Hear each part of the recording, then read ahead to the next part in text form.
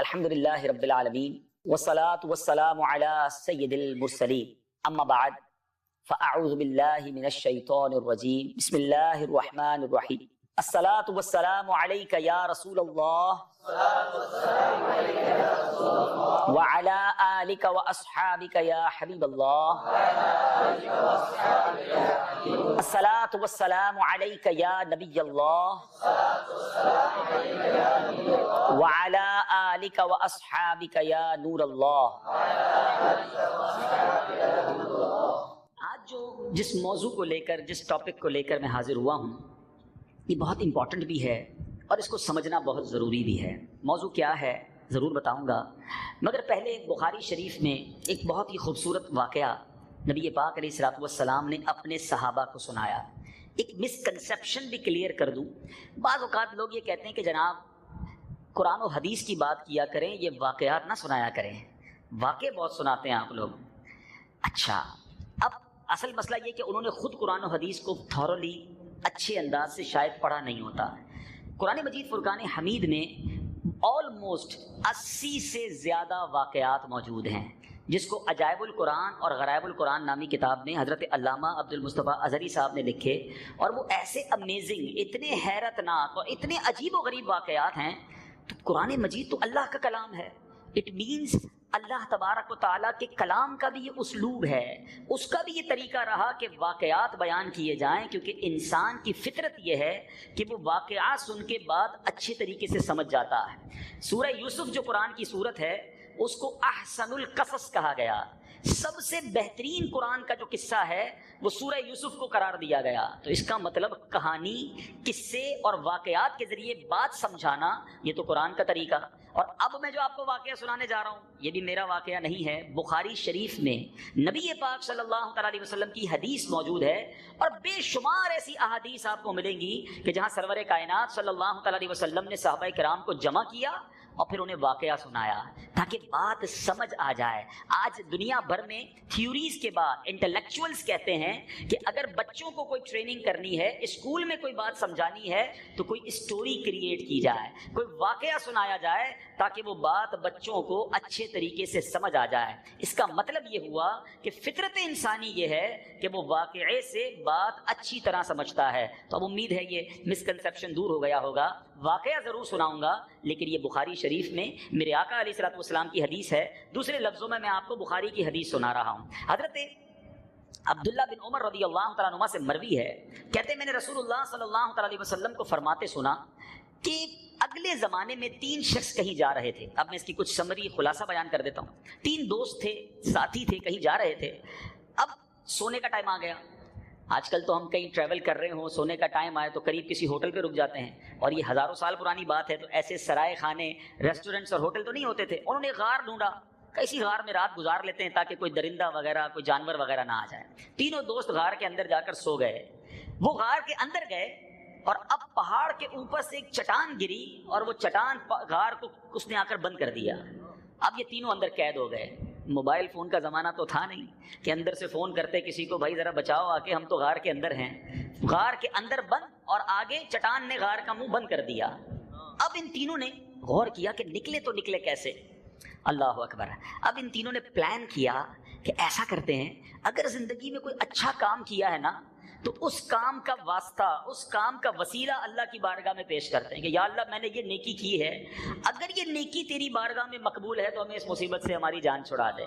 پہلے شخص نے ہاتھ اٹھایا، اب سنیے گا، حدیث پاک سنا رہا ہوں۔ وہ دعا کرتا ہے کہ یا اللہ میرے والدین بہت بوڑھے تھے، میں جنگل میں بکریاں چراتا تھا، اور دودھ دو کر جب تھک ہار کر رات کو گھر آتا تو سب سے پہلے اپنے ماں باپ کو دودھ پلاتا، اس کے بعد اپنے بیوی بچوں کو دودھ پلاتا تھا۔ ایک دن ایسا ہوا کہ مجھے آنے میں تاخیر ہو گئی۔ جب میں دودھ لے کر والدین کے پاس پہنچا تو والدین سو گئے تھے۔ اب میرے بچے بھوکے تھے، انہیں بھی دودھ کی حاجت تھی، مگر میری ہمیشہ سے یہ نیت تھی کہ پہلے والدین کو دودھ پلاؤں گا، پھر بچوں کو دودھ پلاؤں گا۔ میں نے بچوں کو دودھ نہ دیا، وہ مانگتے رہے, تھک کر سو گئے. میں ماں باپ کے حق سرہانے دودھ کا پیالہ لے کر ساری رات کھڑا رہا. ابو کی, والدہ کی جب صبح آنکھ کھلی تو انہیں میں نے دودھ پیش کیا, اس کے بعد اپنے بچوں کو دودھ پلایا. اے میرے مالک, اگر میں نے یہ کام تیری رضا کے لیے کیا ہے, آج مدد کر دے اور اس چٹان سے ہماری جان چھڑا دے.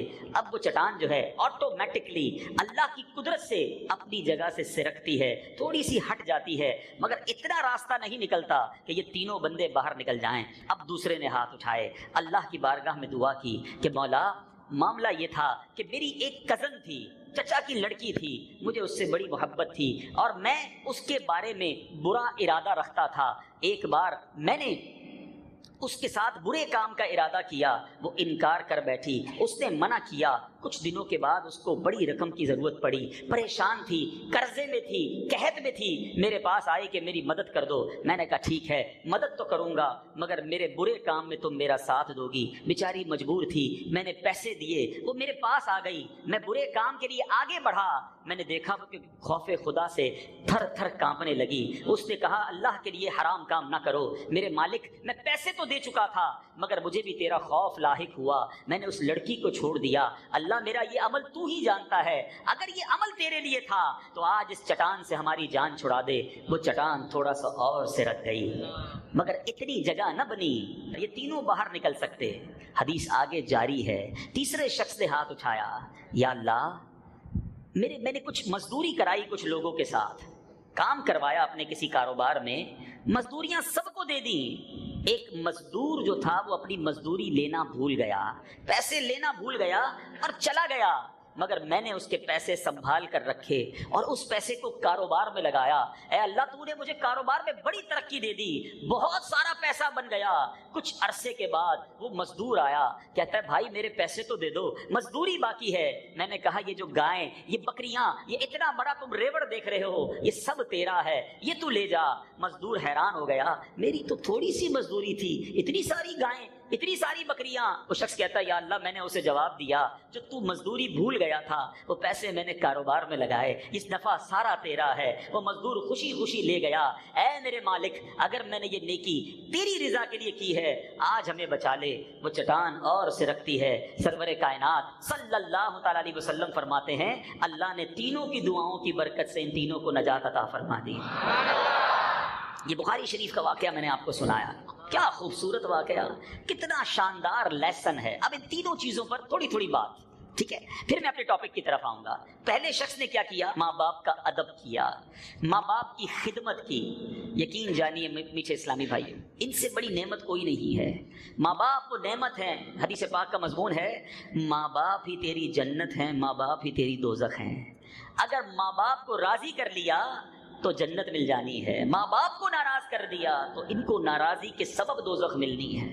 ان کی دعائیں لیجئے, ان کی خدمت کیجئے. آج بچہ ماں باپ کی کچھ خدمت کر بھی رہا ہوتا ہے, شادی ہو جائے تو اب ماں باپ کو بھول جاتا ہے. نہیں میرے میٹھے اسلامی بھائی, پریورٹی, ترجیح ہمیشہ ماں باپ کو دینی ہے.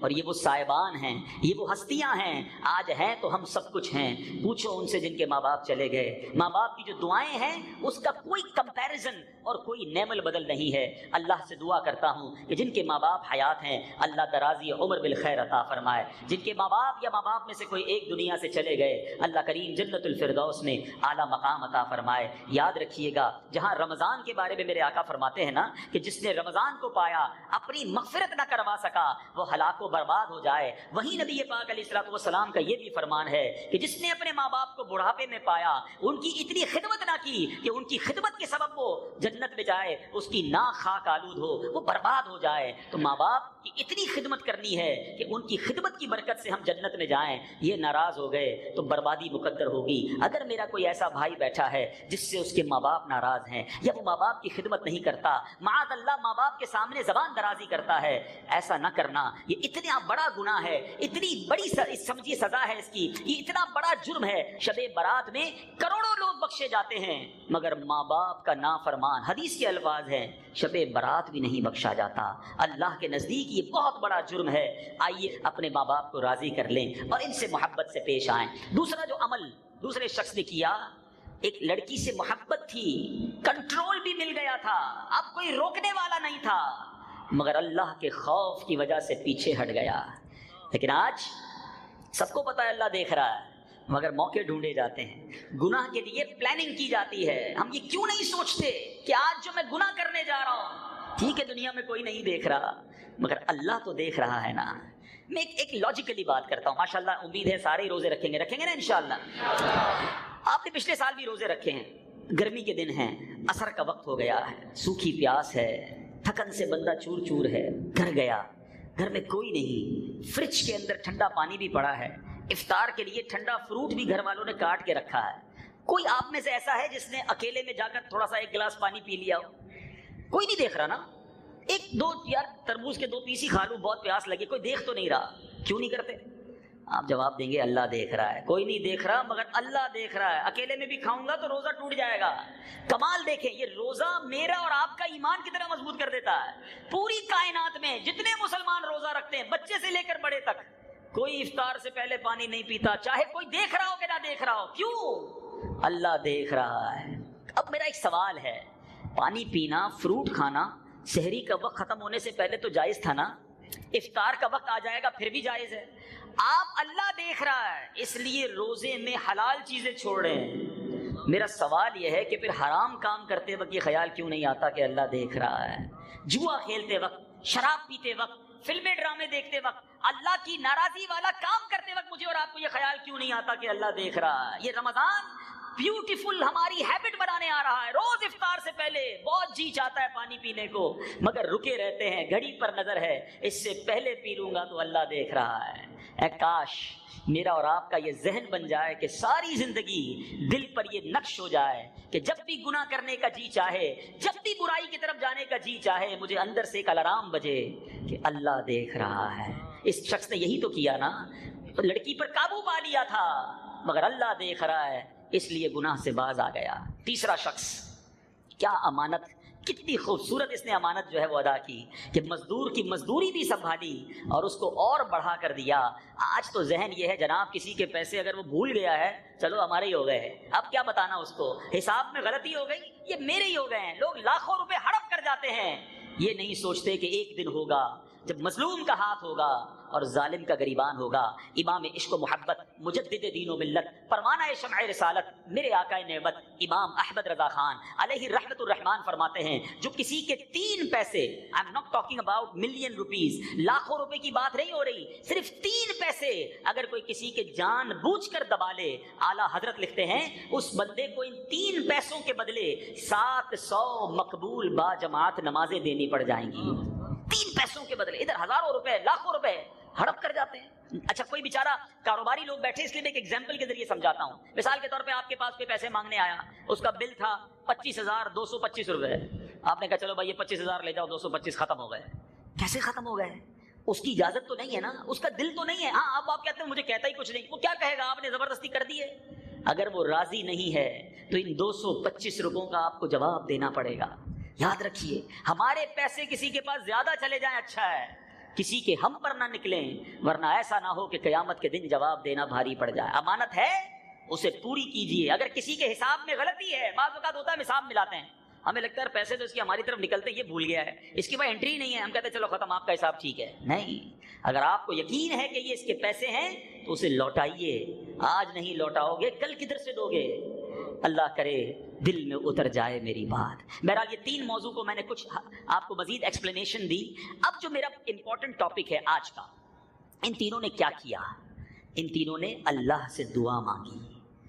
آج دعا کے بارے میں کچھ سیکھنا ہے کہ دعا کمال کا کام ہے، ایسی بڑی عبادت ہے، اتنی امپورٹنٹ عبادت ہے۔ چونکہ ماہ رمضان کی آمد ہے، استقبال ماہ رمضان کا یہ اجتماع ہے، اس مہینے میں دعائیں مانگنی ہیں، التجائیں کرنی ہیں، یہ مانگنے کا، گر گڑانے کا مہینہ ہے۔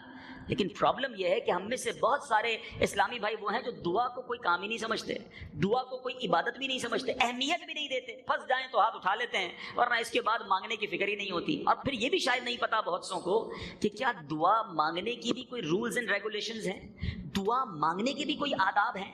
جی جناب، پہلے تو میں قرآن مجید فرقان حمید کے ذریعے آپ کو سمجھاؤں کہ اللہ تبارک و تعالیٰ کی شان کریمی دیکھیے۔ رب عز و جل ارشاد فرماتا ہے، اللہ تبارک و تعالیٰ قرآن مجید میں ارشاد فرماتا ہے، ادعونی استجب لکم، مجھ سے دعا مانگو میں قبول فرماؤں گا۔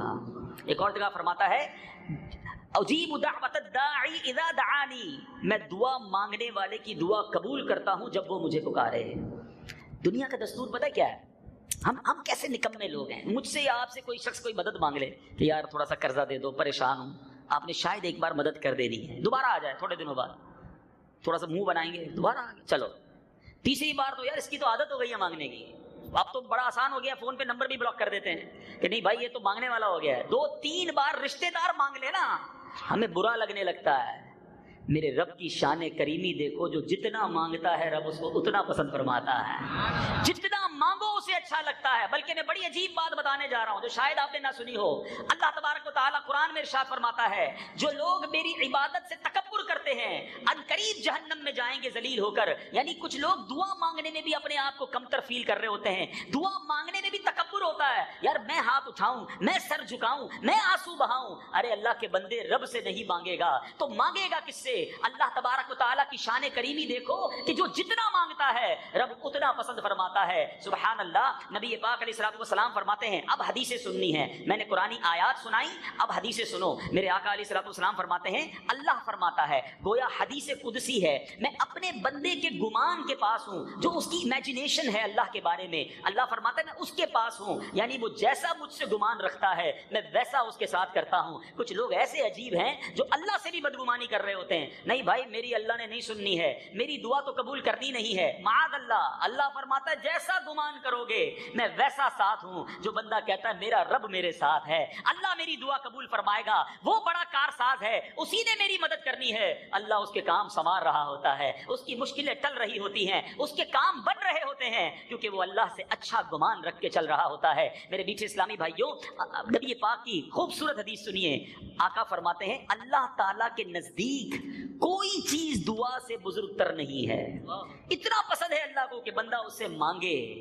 تو کریم ہی جو ٹھہرا تو کرم کے کیا ٹھکانے، تو کریم ہی جو ٹھہرا تو کرم کے کیا ٹھکانے، تو نوازنے پہ آئے تو نواز دے زمانے۔ وہ رب کریم نوازنا چاہتا ہے اور یہ بندہ ہے جو اس کے آگے ہاتھ نہیں اٹھاتا، دعا کرنے میں بھی شرماتا ہے۔ پیارے آقا علیہ الصلوۃ والسلام کی حدیث سنیے، اللہ فرماتا ہے ایک اور حدیث قدسی، گویا رب کا پیغام بزبان حبیب خدا صلی اللہ تعالیٰ علیہ وسلم، اللہ فرماتا ہے اے فرزند آدم تو جب تک مجھ سے دعا کرتا ہے اور میرا امیدوار رہے گا میں تیرے گناہ کیسے ہی ہوں معاف فرماتا رہوں گا، مجھے کچھ پرواہ نہیں ہے۔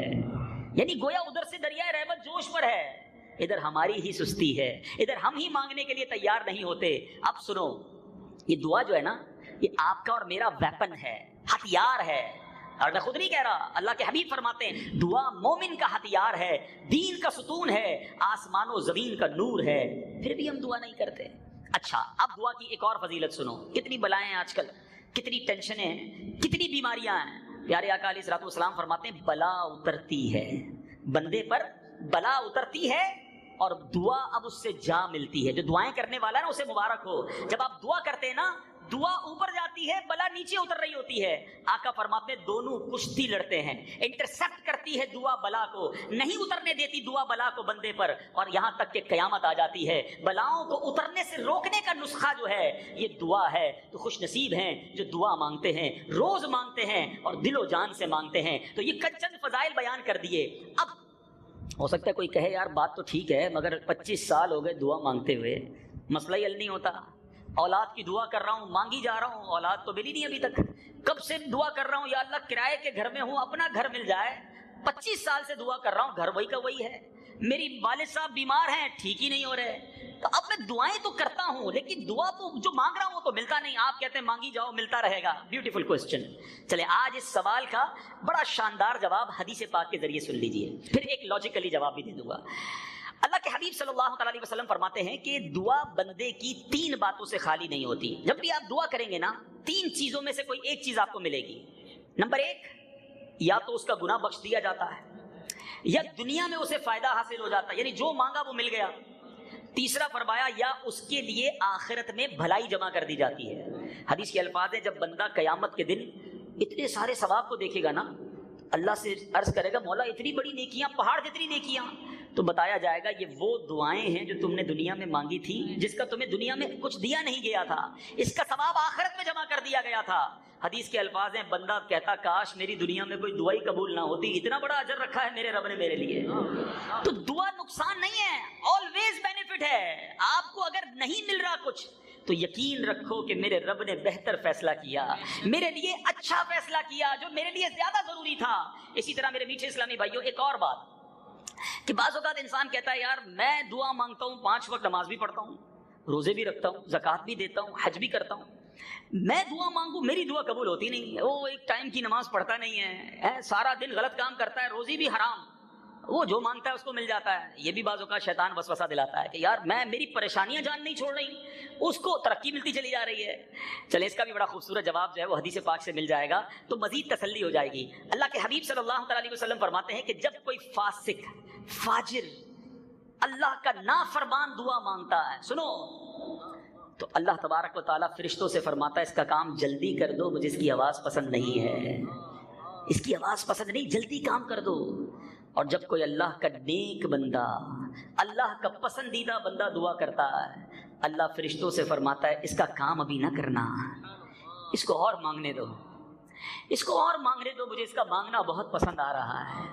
سچ بتاؤ میرے بھائیوں، میں جو مانگوں مجھے مل جائے وہ اچھا ہے کہ زندگی میں ایک دعا ایسی کرنے میں کامیاب ہو جاؤں کہ اللہ جبریل امین سے کہے، فرشتوں سے کہے کہ میرے اس بندے کا کام نہ کرنا، اس کو اور مانگنے دو، اس کو مجھے اور پکارنے دو، مجھے اس کا پکارنا اچھا لگ رہا ہے۔ ارے ساری دنیا کی نعمتیں ایک طرف، ایک بار میرا رب میری دعا کے بارے میں کہہ دے کہ میرے بندے کا مانگنا پسند آ رہا ہے، یہ وصولی نہیں، یہ زندگی کا حاصل نہیں۔ ہم جلدی مچاتے ہیں، ہم باویلا کرتے ہیں کہ میری دعا قبول نہیں ہوتی، اللہ سنتا نہیں ہے، یہ بہت بڑی مسٹیک ہے۔ اے میرے میٹھے اسلامی بھائیوں، میں ایک سوال کرنا چاہتا ہوں، کبھی بھی آپ یہ سوچ سکتے ہیں کہ آپ کی والدہ آپ ماں سے مانگے اور آپ کے لیے وہ غلط فیصلہ کرے؟ کبھی نہیں سوچ سکتے آپ کہ میری ماں نے جب بھی میرے لیے سوچا، آلویز پازیٹیو سوچا، آلویز میرے لیے اچھا سوچا۔ اللہ 70 ماؤں سے زیادہ چاہنے والا ہے، اگر وہ مجھے میرے مانگنے پر نہیں دے رہا، ارے اس نے بہتر فیصلہ کیا ہوگا، یہی میرے لیے بہتر ہوگا، یہی میرے لیے اچھا ہوگا۔ ارے بھائی ساری دنیا کی پنچا، آج کل ڈالر کا ریٹ کیا ہے، $1 نہیں ہے جیب میں پھر بھی ڈالر کا ریٹ پوچھنا ہے، تیل کتنے کا ہو گیا ہے، آج کل جناب کون سی ملک کی کرنسی کدھر پہنچ گئی، تم نے کاروبار کرنا ہے اس گلی کا پتہ پوچھنا کیوں جدھر جانا نہیں ہے، اسی میں گھنٹوں لگ گئے، امریکہ میں کیا ہو رہا ہے، یورپ میں کیا ہو رہا ہے، کرونا میں کتنے مر گئے، وہ بھائی آپ کو کیا کس بات کی پنچات ہے؟ اتنی دیر میں کچھ اللہ کا ذکر کر لو، کچھ درود پاک پڑھ لو، کوئی آخرت کی تیاری کر لو۔ تو فضول کاموں سے اپنے آپ کو جب بچائیں گے نا تو آپ کو کچھ ٹائم ایکسٹرا ملے گا، اور وہ جو ایکسٹرا ٹائم ہوگا وہ آپ عبادت میں کر سکیں گے۔ اللہ کرے ذہن بن جائے نا۔ مثال دیتا ہوں، آپ کہیں گئے، کسی نے کہا یار ذرا 7-8 منٹ بیٹھیے گا میں آ رہا ہوں، ہم کہتے ہیں ٹھیک ہے کوئی بات نہیں۔ اب 8 منٹ کا وہ کہہ کر کے ہم کیا کریں گے، 8 منٹ میں موبائل نکالیں گے۔ اب وہ 18 منٹ بعد بھی آیا نا، میں ٹینشن نہیں، ہمارا موبائل چل رہا ہے، پتہ نہیں کیا کیا دیکھ رہے ہیں۔ حالانکہ نیکیوں کا ذہن ہوتا نا اور وقت بچانے کا ذہن ہوتا تو اسی موبائل میں قرآن ڈاؤن لوڈ کیا ہوتا، 8 سے 10 منٹ میں سورہ یاسین جو پڑھ لے اسے 10 قرآن پاک کا ثواب ملتا ہے۔ 8-10 منٹ تو لگتے ہیں نا، حدیث پاک کا مضمون ہے، جو سورہ یاسین پڑھتا اس کو 10 قرآن پاک کا ثواب ہے۔ وہ 10 منٹ بٹھا کر ہمیں آیا، ہم نے 10 قرآن پاک کا ثواب کما لیا۔ دیو سے تسبیح نکالوں یار، 100 بار درود پاک نہ پڑھ لوں یار، 5 منٹ کا بریک ملا ہے تو۔ اللہ کرے کہ یہ ذہن بنے کہ ہم فضول کاموں سے بچے۔ اتنا ٹائم ہم ضائع کرتے ہیں، اگر آپ کو یقین نہیں آتا نا تو آپ کبھی پیپر پہ بیٹھ کے اپنا ٹائم لکھیں کہ یار میں نے آج پورے دن میں، ٹھیک ہے نوکری کریں، کاروبار کو ٹائم دیں، فیملی کو ٹائم دیں، نمازیں پڑھیں، اس کے علاوہ وہ گھنٹے گنے جس میں آپ نے کچھ نہیں کیا، تو پھر اندازہ ہوگا کہ یار میں نے کتنا زندگی کا وقت ضائع کر دیا۔ تو ذکر و درود کرتے رہیے، فضول باتوں سے اپنے آپ کو بچائیے۔ اے کاش ہم یہ جو ہے ہمارا ذہن بن جائے۔ کامل مسلمان وہ ہے جو ایسے کام، ایسی حرکات و سکنات سے بچے جو اس کے لیے دین یا دنیا میں مفید نہ ہو، وہ کام یا کلام کرے جو اسے دنیا میں مفید ہو یا آخرت میں۔ سبحان اللہ۔ اللہ کرے کہ یہ بات سمجھ آ جائے کہ دنیا کا فائدہ ہے یا آخرت کا ہے، وہ کام تو کروں، نہ دنیا کا فائدہ نہ آخرت کا فائدہ، صرف ضائع کر رہا ہوں، یہ نہیں ہونا چاہیے۔ اپنی سانسوں کی گنتی کو سمجھیے، یہ اللہ پاک نے بڑی نعمت دی ہے، اب ہماری مرضی ہے ہم ان کو کیسے ضائع کرتے ہیں۔ تیسرا نسخہ، پہلا کیا تھا، گناہ چھوڑ دے، دوسرا فضول کاموں سے اپنے آپ کو بچائے۔ اب تیسرا نسخہ کیا ہے کہ ہم اپنے جو مباح کام ہے نا، چلنا پھرنا، اٹھنا بیٹھنا، چائے پینا، کھانا کھانا، ان مباح یعنی جائز کاموں کو نیکیوں میں کیسے کنورٹ کر سکتے ہیں۔ سبحان اللہ. وہ کیسے کور ہوگا؟ وہ ہے اچھی نیت. یہ ایسی نرالی سوغات ہے کہ بندہ اچھی نیت کی وجہ سے بغیر عمل کے بھی ثواب کا مستحق ہو جاتا ہے. اللہ کے حبیب علیہ الصلوۃ والسلام فرماتے ہیں جس نے نیکی کا ارادہ کیا اس پر عمل نہ بھی کر پایا تو اس کے لیے ایک نیکی لکھ دی جاتی ہے. نیت اچھی تھی نا, اچھی اچھی نیتیں کر لیا کریں. اچھا, ایک عمل میں کئی نیتیں کی جا سکتی ہیں. اگر تھوڑا سا رک کر نیکی کرنے کا, اچھی نیت کرنے کا ذہن بن جائے نا, اللہ پاک امیر اہل سنت کو سلامت رکھے, اتنا نیت کے بارے میں سمجھاتے ہیں. مثال کے طور پہ آپ اجتماع میں آئے, ابھی کی بات کر لیتے ہیں, آپ میں سے کوئی آیا بھائی بیان سنوں گا, اس کو ایک ثواب ملے گا. کسی نے نیت کی یار میں ذکر بھی کروں گا, 2 نیتیں ہو گئیں, میں تو دعا بھی کروں گا, 3 نیتیں ہو گئیں. اب میں اجتماع کے بعد مسلمانوں سے ملاقات بھی کروں گا, 4 نیتیں ہو گئیں. سلام میں پہل کروں گا, 5 نیتیں ہو گئیں. اجتماع میں اگر گیا اور وہاں کسی مسلمان نے راستہ پوچھا تو راستہ بھی بتا دوں گا, 6 نیتیں ہو گئیں. 2 مسلمانوں میں جھگڑا ہوا, اگر ہونے لگا تو سلو کروا دوں گا, 7 ہو گئیں. کسی نے کوئی مسئلہ پوچھا آتا ہوا بتا دوں گا, 8 نیتیں ہو گئیں. ہو سکتا ہے اجتماع میں جنازہ آ جائے, اگر جنازہ آیا تو جنازہ بھی پڑھ لوں گا, 9 نیتیں ہو گئیں. اگر آپ کا نیت کا ذہن ہے تو آپ گھر سے چلے اجتماع کے لیے ہیں, مگر ہر قدم پر ہر لمحے 10 12 کام کی نیتیں کی, 10 12 کاموں کا ثواب ملنا شروع ہو گیا. اور یہ میں نہیں کہہ رہا, سیدی اعلیٰ حضرت امام اہل سنت لکھتے ہیں جس کا مفہوم یہ ہے کہ بندہ جو گھر سے نماز کے لیے چلتا ہے, وہ جب گھر سے نماز کے لیے چلتا ہے نا تو ہر قدم پر ایک نیکی ملتی ہے, ہر دوسرے قدم پر ایک گناہ معاف ہوتا ہے. اعلیٰ حضرت نے نماز پڑھنے کے لیے جانے کے لیے 40 نیتیں لکھی ہیں. جو ان 40 نیتوں پر عمل کر لے, نیت کر لے, اب گھر سے چلے گا ہر قدم پر 40 نیکیاں ملیں گی. تو ہم اچھی نیتیں کرنے کی عادت ڈالیں تو یہ بڑا آسان سا کام ہے, لیکن ہمارے نامہ اعمال میں ملٹیپلیکیشن ہونا شروع ہو جائے گا. اگلا نسخہ یہ ہے کہ ہم کہتے ہیں ایک تیر سے 2 شکار, اس کی عادت ڈال لیں. ہاتھ کام کرتے ہیں نا, نوکری کر رہے ہیں, کاروبار کر رہے ہیں یا کچھ بھی کر رہے ہیں, زبان تو فارغ ہے نا, چلتے پھرتے اٹھتے بیٹھتے اللہ اللہ اللہ اللہ اللہ اللہ کرتے رہے. سبحان اللہ سبحان اللہ سبحان اللہ, الحمدللہ الحمدللہ الحمدللہ, اللہ اکبر اللہ اکبر اللہ اکبر, لا الہ الا اللہ لا الہ الا اللہ, ولا حول ولا قوت الا باللہ. یہ وہ وظائف ہیں احادیث میں جس کی ترغیب دی گئی ہے. سبحان اللہ و بحمدہ سبحان اللہ العظیم, یہ وہ عظیم وظیفہ ہے جو نبی پاک فرماتے ہیں 2 کلمے ہیں جو زبان پر ہلکے ہیں, میزان پر بھاری ہیں, اور اللہ کو بڑے پسند ہیں. تو کون سے ہیں؟ سبحان اللہ و بحمدہ سبحان اللہ العظیم. تو اگر میرا یہ ذہن بن جائے کہ میری نیکیوں کا میٹر جاری رہے تو زبان کو اچھے کام میں لگائے رکھو, اللہ رسول کا ذکر کرتے رہا کرو, انشاءاللہ نیکیوں کا میٹر جاری ہوگا. پورا دن کاروبار کر کے, نوکری کر کے یہ حساب تو کرتے ہو آج کتنے کمائے, کبھی یہ بھی حساب کر لو کہ آج جنت میں کتنے درخت لگائے, آج کتنی کروڑوں نیکیاں آپ ایک دن میں کما سکتے ہیں. اگر آپ کا یہ ذہن بن جائے کہ میں نے اپنی زبان کا پرفیکٹ یوز کرنا ہے. ایک بزرگ کے بارے میں آتا ہے 40 سال تک آپ نے روٹی نہیں کھائی, ستو پیتے تھے. تو کسی نے کہا حضرت آپ روٹی کیوں نہیں کھاتے؟ کہ روٹی کو چبانے اور ستو کو پینے میں نے فرق دیکھا کہ میں 90 تسبیحات زیادہ کر سکتا ہوں. تو میں نے سوچا روٹی چبانے میں ٹائم کیوں ضائع کروں, ستو پی کر بھی پیٹ بھر جاتا ہے, 90 تسبیح اور پڑھ لیتا ہوں. مگر ادھر پورا دن گزر جاتا ہے, درود کی ایک تسبیح نہیں ہوتی ہے, کلمہ پاک کی ایک تسبیح نہیں پڑھتے ہیں. حدیث میں آیا افضل الذکر لا الہ الا اللہ, بہترین افضل ذکر ہے. کتنی بار پڑھا؟ نہ کریں ایسا. یہ سانسوں کی خدارہ اہمیت محسوس کریں. قیامت کے دن ایسا نہ ہو کہ پچھتاوا ہو کہ کاش فضول وقت نہ گزارتا, اللہ رسول کا ذکر کر لیتا. ایک اور بڑا پیارا نسخہ علماء نے بتایا کہ بندہ دعا کرنے کا عادی ہو جائے. نبی پاک کا انداز پتہ ہے نا, پیارے آقا, کھانا کھانے سے پہلے کی دعا, کھانے کے بعد کی دعا, دودھ پینے کی دعا, پانی پینے کی دعا, پانی کے بعد کی دعا, استنجا خانے میں جانے کی دعا, فارغ ہو کر باہر آنے کی دعا, گھر میں جانے کی دعا, باہر آنے کی دعا, مسجد میں جانے کی دعا, باہر نکلنے کی دعا. یہ کیا ہے؟ یہ نبی پاک قدم قدم پر دعائیں کرتے تھے.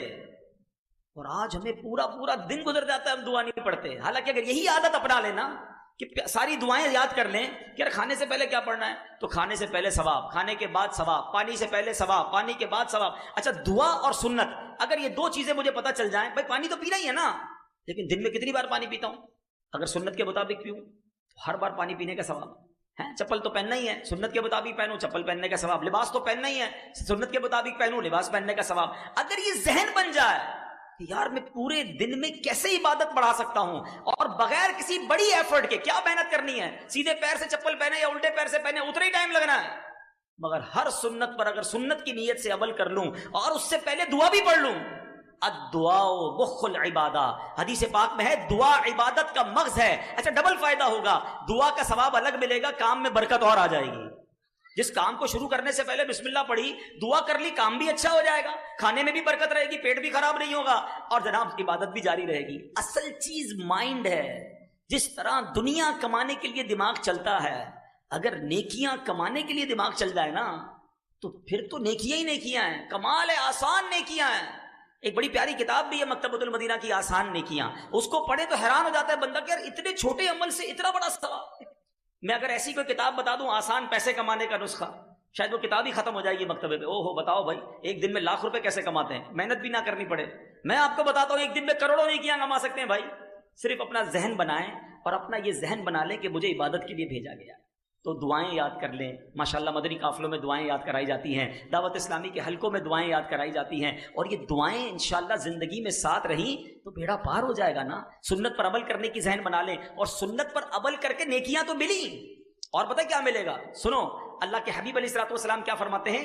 نبی پاک علیہ الصلوۃ والسلام فرماتے ہیں کہ جس نے میری سنت سے محبت کی اس نے مجھ سے محبت کی، اور جس نے مجھ سے محبت کی وہ میرے ساتھ جنت میں جائے گا۔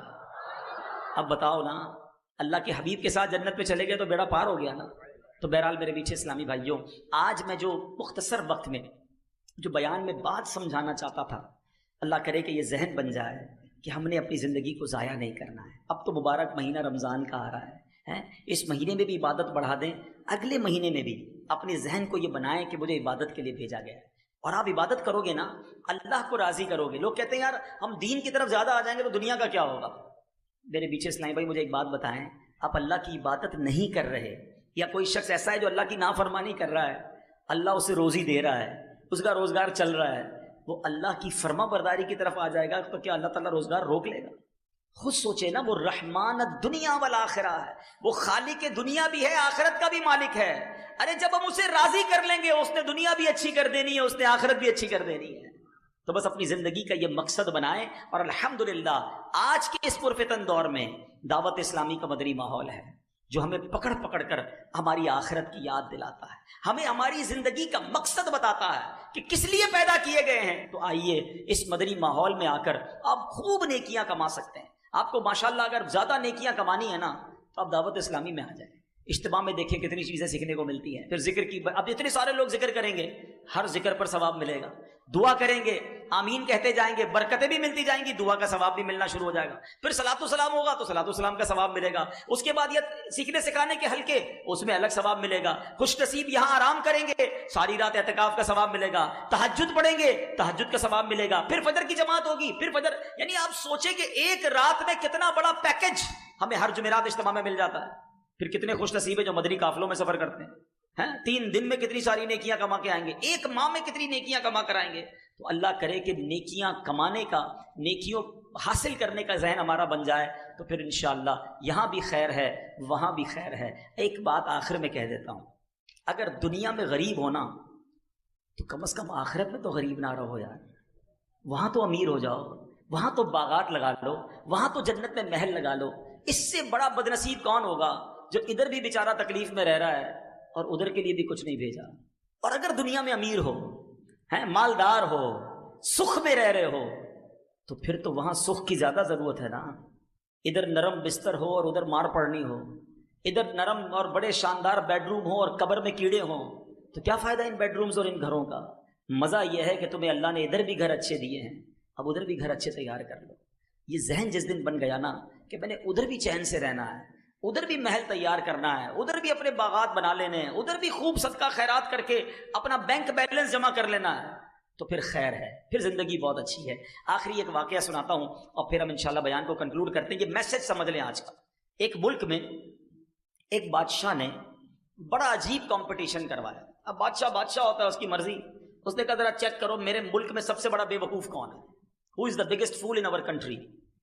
بادشاہ کا فرمان تھا، وزیروں نے مقابلے کرانا شروع کر دیے، عجیب و غریب مقابلے ہوئے۔ بہرحال مقابلے میں ایک بندہ جو ہے نا وہ سلیکٹ ہو گیا کہ یہ پورے ملک میں سب سے بڑا بے وقوف ہے۔ ٹھیک ہے، بادشاہ کے سامنے لائے کہ بادشاہ سلامت، ہم نے چیک کر لیا ہے، اس بندے سے بڑا بے وقوف کوئی نہیں۔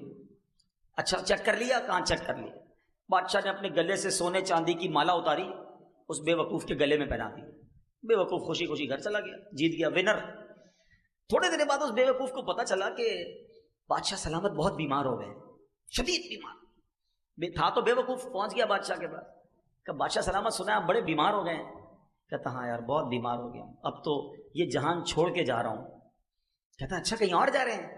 تھا تو بے وقوف، اس کو نہیں پتا مرنا کیا ہوتا ہے، قبر کیا ہوتی ہے. کہیں اور جا رہے ہیں؟ ہاں میں دوسری دنیا میں جا رہا ہوں. اچھا بادشاہ سلامت یہ بتائیے آپ کہیں اور جا رہے ہیں، ادھر تو اتنا بڑا محل، زبردست کمرے، جدھر جا رہے ہیں ادھر محل بنا لیا؟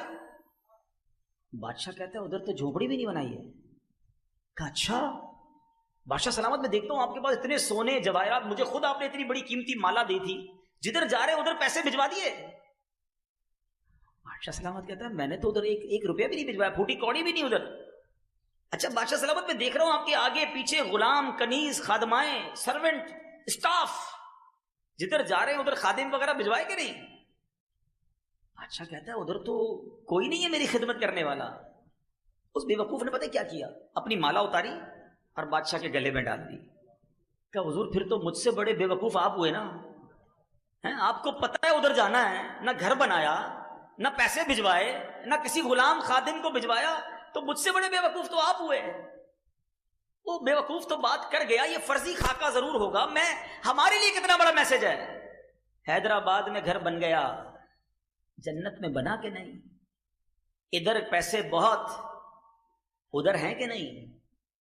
ادھر فون کرو تو چائے آ جاتی ہے، خادم موجود، گھر میں ماسی موجود، گھر میں بیوی تو ہے کام کرنے والی بیچاری، ادھر کون ہے؟ سوچو، ادھر رہ کر ادھر کی تیاری کرنی ہے. ایکسٹرا ٹائم نہیں ملے گا کہ جناب مرنے کا ٹائم آ گیا اب ذرا آخرت کی تیاری کر لیں. نہیں، آگاہ اپنی موت سے کوئی بشر نہیں، سامان 100 برس پل کی خبر. پلیز سمجھو بات، ادھر تیاری کر لو کہ ادھر بھی چین سے رہو. تیار رہو کہ آج بھی جا سکتا ہوں، اور اگر آج بھی قبر میں جاؤں تو ایسی زندگی گزارو کہ قبر میں جنت کا باغ ملے، نرم بستر ملے، جنت کا پیغام ملے. اللہ کرے ایسی زندگی گزارنے میں ہم کامیاب ہو جائیں.